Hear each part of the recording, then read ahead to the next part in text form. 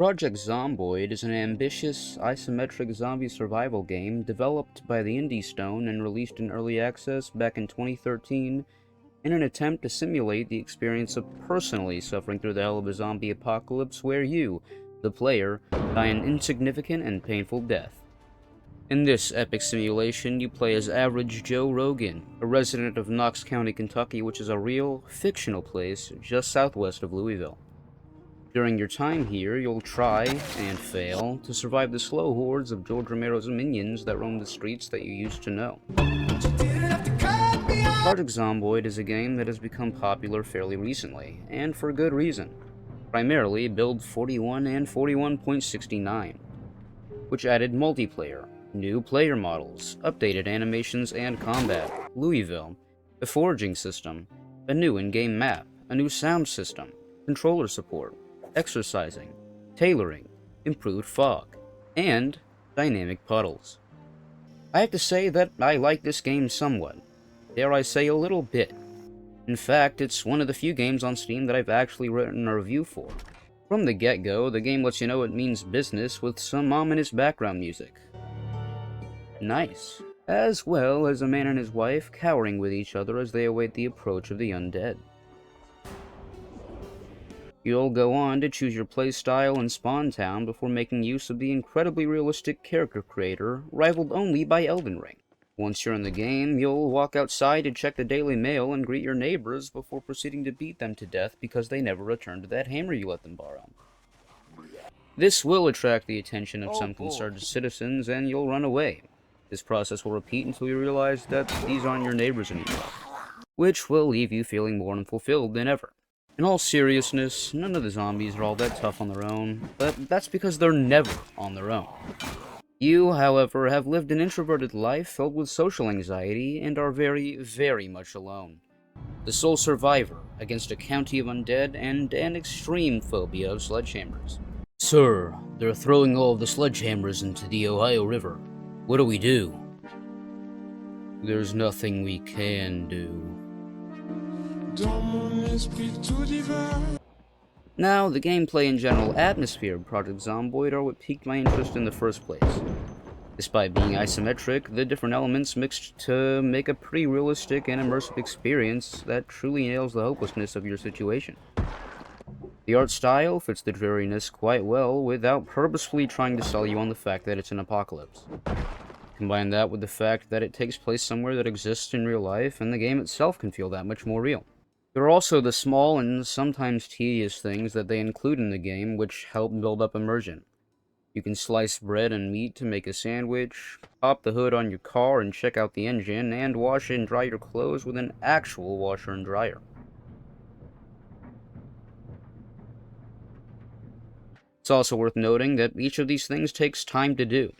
You don't read the entirety of a book in a nanosecond, you have to wait for your food to cook in the oven, and it takes time to remove a car battery. One of the biggest points of immersion, but also the biggest headache, is how difficult the game is, especially in the beginning. You don't know how the game works, and you will almost definitely be overwhelmed early on, whether it's a result of being too confident or just plain stupid. The entire point of the game is that you're supposed to try to survive until you don't. This is how you died. It's meant to be as realistic as possible. You don't have plot armor letting you hide from a horde of several hundred undead underneath the nearest dumpster. The first few times you play this game are arguably the most realistic simulation of how you would do in such an apocalyptic situation. As far as the other gameplay aspects go, I think they all work together really well. Your character begins with traits meant to reflect the lifestyle they supposedly had before everything, went to shit. You can choose a job that will give you a few bonuses to start with, playing anything from a veteran of the military or an engineer to the real you. Once actually in the game, you operate on a leveling system that allows you to become better at the different aspects over time by doing things related to the different skills. You can even read books to help you learn faster, which finally explains why your college charged you so much for those textbooks. The car and mechanics are done nicely as well. You can actually listen to the radio, roll your windows down, and turn on your AC, only two of which I'm personally capable of doing in my own vehicle. Any damage done to your car, typically caused by texting while driving or plowing through the shuffling corpses of the undead, will affect its performance and carry weight. Honestly, I do appreciate how much thought was put into the car mechanics, since in most playthroughs, cars will inevitably become one of your best friends, either saving your life or getting you killed on multiple occasions. Especially if you're driving a Nissan Altima. The base building is pretty neat as well, but nothing amazing. You'll most likely end up converting an already existing structure into your base. Having extra walls outside is never a bad thing, though. Looting, however, is almost addictive at times, especially on the rarer settings. I've never been bored by going around the neighborhood I'm currently based in and checking out what the various houses still have available. Oh boy, another gun. Let me just add this to my... You can dig graves or start fires to dispose of corpses, since having too many dead bodies around you can make you sick given enough time.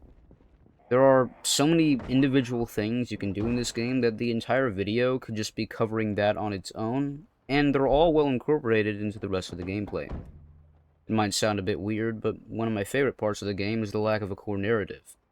With no proper story to follow outside of randomly generated maps and houses, or the lore that is revealed on TVs and through radios, you're given the freedom to determine what is actually happening as you play the game and your character grows. This can get especially interesting if you play in the same world after you die for the first time, as your new character can come across the old one as a zombie or a corpse depending on how they died. All of this is without even mentioning the multiplayer. If you can find or make a community with people interested in proper roleplay, the various encounters and stories that you can come up with as a result of it can be really fulfilling. Playing multiplayer on servers, or even just with close friends, is some of the most fun I've had in a while. Mainly as a result of how terrible we are at coordinating. Overall, though, one of the greatest aspects of the game is probably how modifiable it is. With sandbox mode, you can customize pretty much every aspect of the game to your liking. Perfect. If you're ever genuinely overwhelmed by the base game options, you can always turn one setting up and some other setting down to make it a more enjoyable experience for you. Then, of course, there's the modding community, who is probably insane. Someone looked at this game and said, "You know what this game is missing? Todd Howard." There are a ton of mods for this game that somehow make it more immersive as well. Oh, what's that? I can cut my limbs off? I will take 12. There really isn't an end to the possible content that this game has to offer. It isn't even finished yet. And the next major update is supposed to add a whole load of new things that will undoubtedly improve on what we already have. They always do. Now, there are some things that can turn people off of the game, obviously. Like I said, the game isn't finished. These days it's common even for AAA game devs to release a game in an unfinished state with the promise that it would be finished eventually. In the end, all the game ends up being is a disappointment, which isn't obvious until long after you've passed those 2 hours to be eligible for a refund on Steam. In this case, there is definitely enough present in the game to justify Project Zomboid's price of $20, even as you do wait for future updates. Much like those updates, though, the game can also be pretty slow. Like I said, every task you do takes time, so there will be moments where you're just sitting there waiting for your character to get finished with whatever you just made it do. The main problem, though, is that there isn't an endgame. Your motivation for doing anything in this game only comes from you. I feel multiplayer helps in that regard, but it definitely can lead to boredom in the late stages of a single-player game. Of course, this does hinge on the idea that you can even survive long enough to worry about endgame. I consider myself to be a pretty decent player, and I've yet to make it to winter on a single character before.